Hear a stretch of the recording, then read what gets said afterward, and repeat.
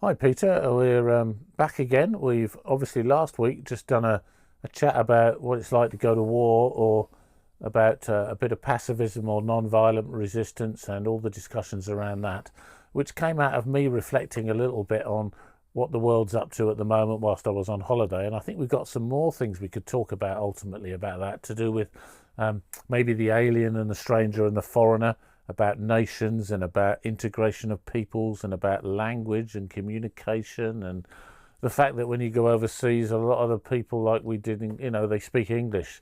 Now, that doesn't mean that everybody should speak English, but maybe there's things about communication and some biblical references there. And we talked a bit about red letter stuff. And the red Yes. letter stuff is the thing that's really hitting me at the moment. And so I want to come back to the red letters in the Gospels, particularly the words that Jesus spoke. And one of the interesting things about that was that Jesus asked a phenomenal number of questions in the four Gospels. Yeah.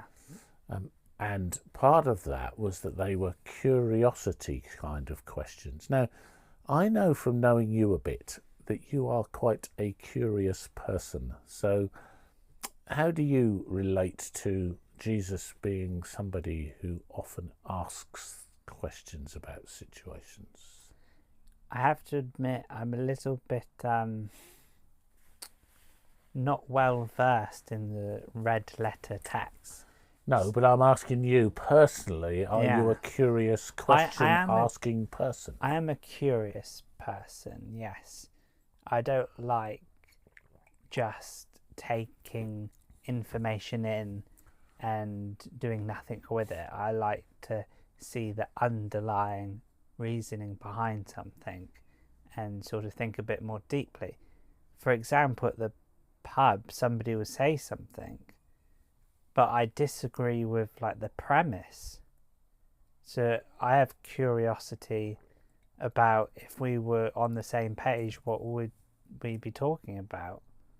So I think I don't know if that makes sense, but my curiosity leads me to have viewpoints that are unique to me, I think. Yeah, yeah, I think that makes sense. Yeah. Yeah, yeah. Yeah, because obviously we're interested in different things and we find out different things. I mean, when you were doing your sort of starting to get into computing instead of maths, Yeah. was it all that you were taught computing, or did you actually find out by being curious and ask questions? I found out by being curious because I bought my own laptop in year 7, and I spent lots of time doing computer stuff, like downloading So you did it software. yourself. Did it But that myself. wasn't asking particular questions of particular people, I suppose. No, but you sort of self learn how to navigate, Yeah, okay. and you Yeah, learn things. yeah. Like I can draw a parallel. Like in year 7, I might spend the whole evening trying to do a specific thing on the computer. I spend hours and So were you hours. someone, when you were a young child, go back a bit further than Okay, getting a laptop at the year 12 seven, years old. go Yeah. back to 5 years old or something. Were you that kind of youngster who pesters the parents to say, how does this work? What do you do here? Why Yeah, do you do that, definitely. mum? All that kind of I thing. asked I asked a lot of questions. So do you think we lose that as we grow older because the brain doesn't want us to know so much, or that kids are just inquisitive?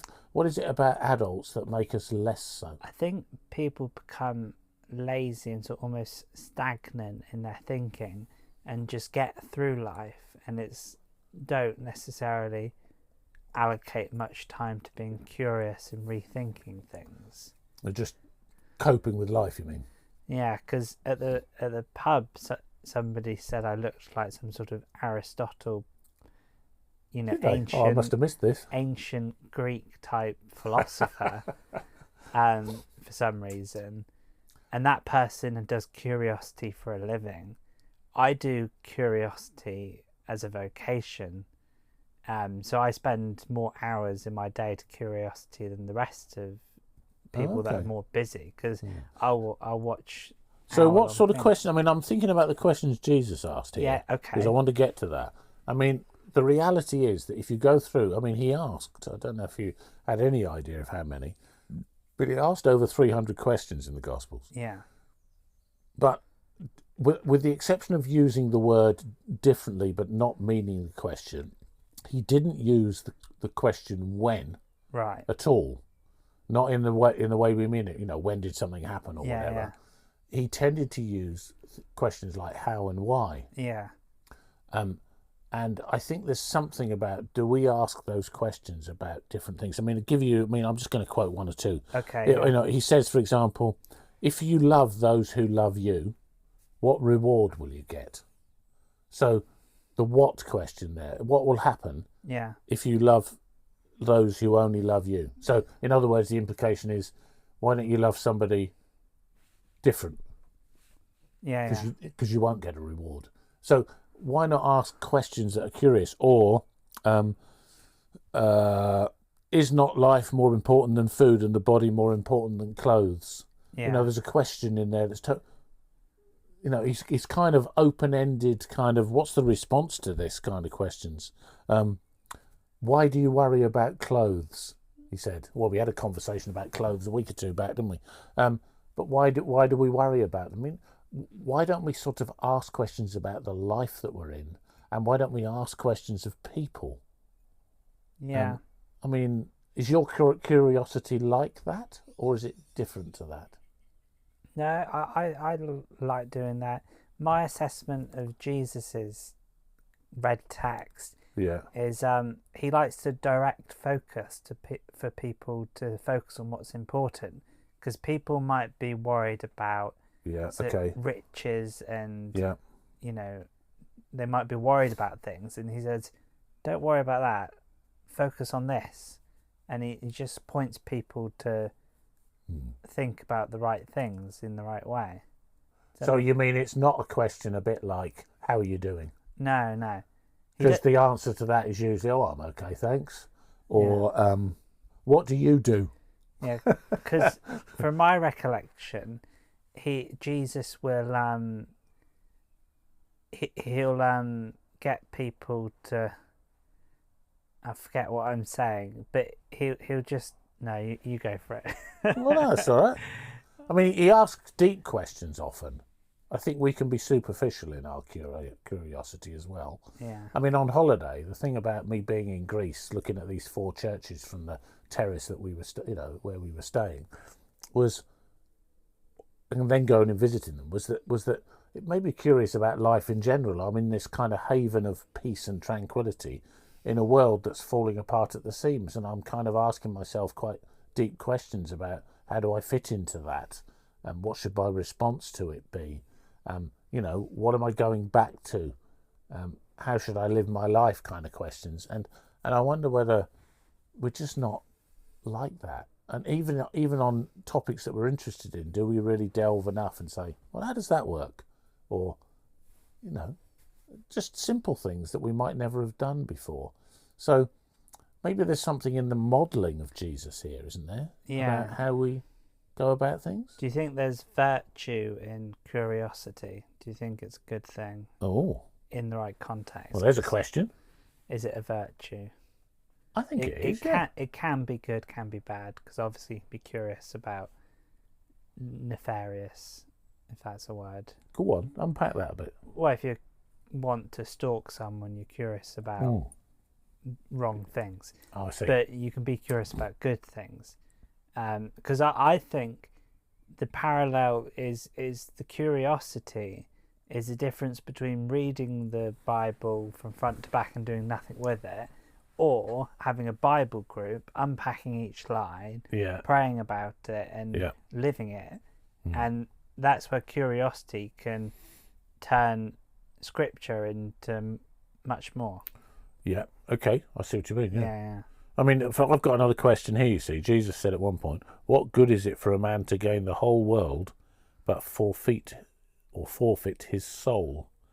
So there's something there about the striving of humans to gain more in terms of the prowess of their job or power or money or whatever.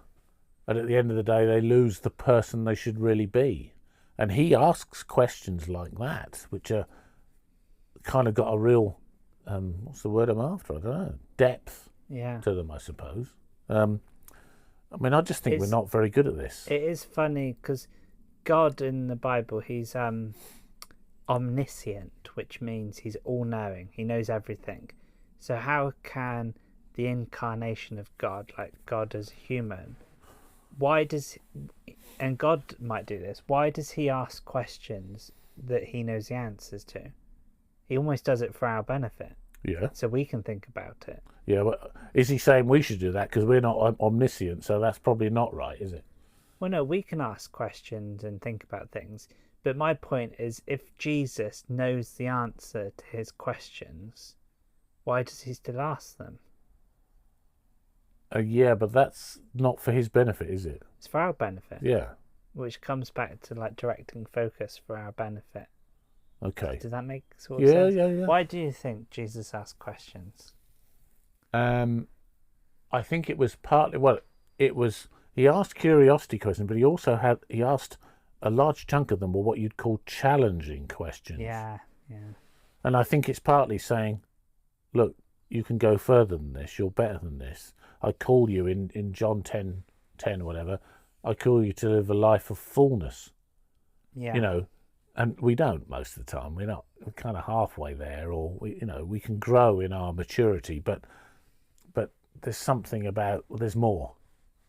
And way to find out more is to challenge yourself, be curious about other people, be interested in the world around you. You're in a constant learning curve, learning about all the questions he asked. Yeah. I mean, the interesting thing about the questions he didn't ask is that when thing.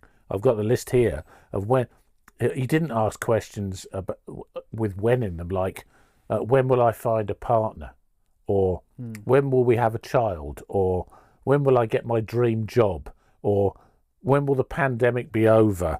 You could go on. Those are the sort of questions that normal people ask when they're praying to God. Is when this, when that. Yeah, but he didn't ask that. No, he didn't. He never asked that. I think he knows that we're going to be doing that sometimes, because there's always a mystery about the life we lead, and you want to know, don't you? But part of us wanting to know is we want to have it solved, whereas he's sort of saying that there's a mystery in this life. Trust me. Yeah. Trust me with it. And what we do is to try and almost do it for ourselves, to use the old analogy, hold the steering wheel of life rather than let God run drive the car. Yeah, although in the world of AI, nobody has to do it, do they? No. But I think there is just a general principle here, and maybe we're just not Do you very good think at it. that links to sort of prayer in the way that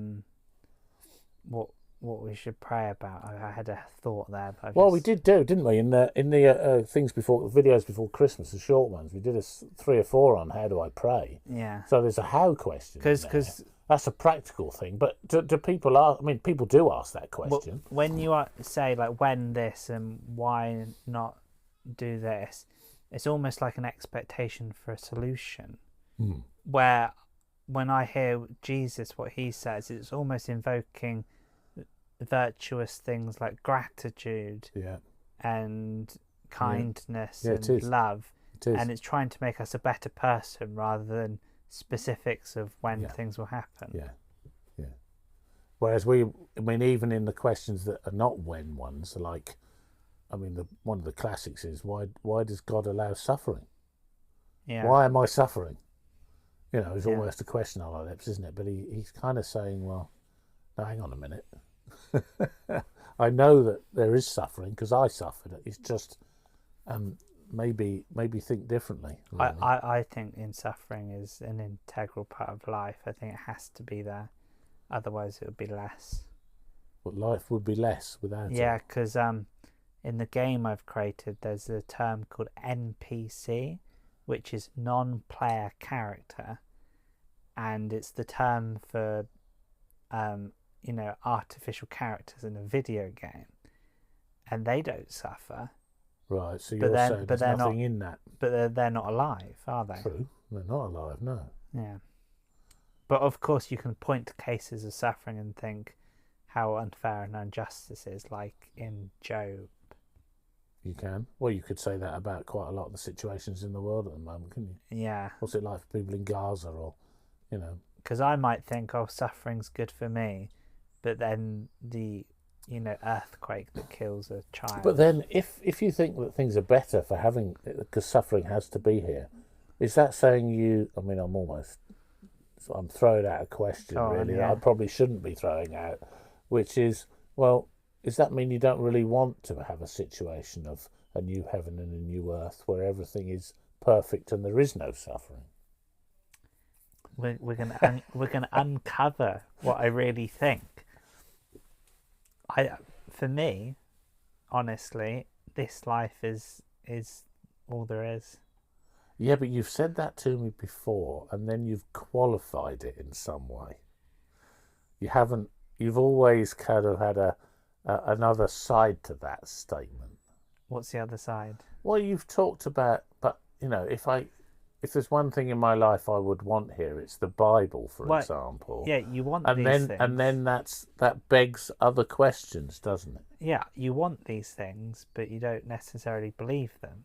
Well, yeah, true. So, but then, as you said in a little autobiographical sort of interview we did that we haven't yet put out yet, that something about the title of your first book was The Unbelievable God. Yeah.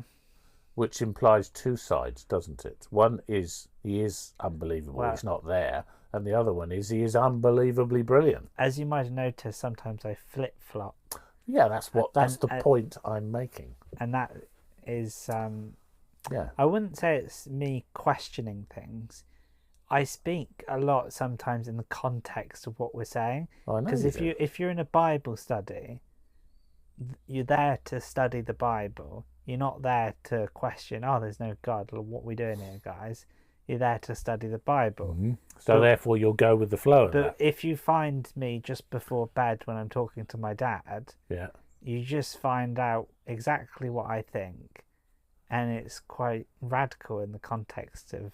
Yeah, so I should hear that sometime then, should I? But you see, at the same time, you're there's something here about... I've lost my train of thought now, Peter. I've done that a couple of times today. Something about you, you saying you think suffering is fully part of life, and life wouldn't be the same if it wasn't there. But does that mean there are some aspects of your suffering that you wouldn't rather be rid of? Yeah. Wait, so, I mean, you've expressed before your struggles with mental health. Would it not be better for you, or would you actually prefer to still have it than to get rid of it? I would prefer... I like the life that I'm living now, so hindsight is all good and everything, but obviously at the time I would like to be free from my suffering. But if there's a good outcome, because if you take away my suffering, I am less of a person, and it's important for that's this life. This life, also known as the only life.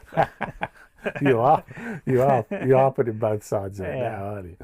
Yeah, well, maybe we need to come back to that. But I mean, I think most people would say they would like to be rid of some of the suffering. When you're in the suffering, you see, you've got a man-made, in a sense, I'm sure it's God-made originally in my view, but the fact that you've got medication that helps you is the reason you can live that life. Yeah. So you're not suffering as you were. No. Is your life perfect then? No, but I don't think perfection as a concept exists. Maybe that's another topic. Because this is just a small thing, but I've got 100% in a lot of my maths tests, but I had bad handwriting, so it's not perfection. No, not in a holistic sense. So you either think perfection exists or something, but the other side to the suffering part is you need to have meaning, otherwise the sufferings you're not living for something. You need a purpose and meaning, something to live for. I think meaning is the key there, isn't it? Yeah, because suffering without the meaning is pretty bad. Unless it's just stubbing your toe, but true suffering.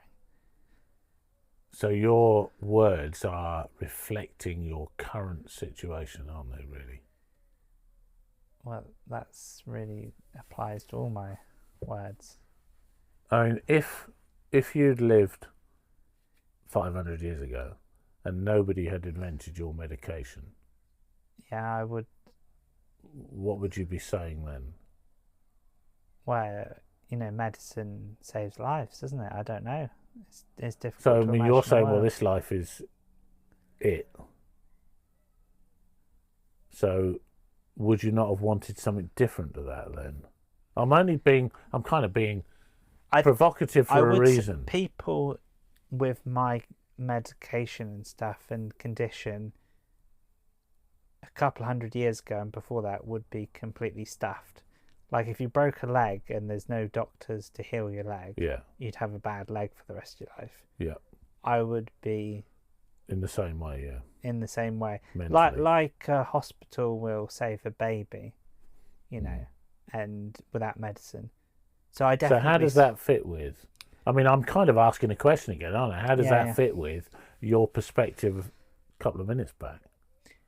Where I don't have to worry about me living in different ages, do I? Because I live now. No, but I'm not talking about just that age, but the age to come if there is one, which obviously I believe in, and you're not sure about. Yeah. You're kind of between one and another. Well, I'm pretty. Another discussion maybe is whether there's a heaven, and I can counteract what you're saying. Yeah, you could, but you always can. But I do find But myself. but in that one, that's a faith issue because that's you can't prove it one way and I Well, can't prove it another. There's no proof thing in that, I, is faith is an interesting word. I still have faith. there? Yeah, you see, this is where it's not, fascinating. But yeah, I definitely find myself believing things, but speaking in the context of what we're speaking about. I know, I get that. And you can see that Peter knows all this about the Bible. He must believe, but I don't. Yeah, I understand that. People Yeah. can be very Bible knowledgeable. Yeah, Doesn't mean, yeah. I mean, I knew it when I was a kid at school. I went to a Catholic school, and there was a knowledge there, but that's not the same as a relationship. It's a completely different thing. I'm still developing my beliefs, aren't I? Well, we all are, aren't we? So I think I'm Yeah. changing all the time. so I mean, what am I doing here? Having a chat with Peter Newing. I like to keep open-minded for the future. I think this is a good time to pause this Yeah, one. yeah, But yeah. the main thing about this is keep asking questions, folks, because Jesus did is my theme for the day. Exactly. Yeah. Cheers for now. Okay. Thank you.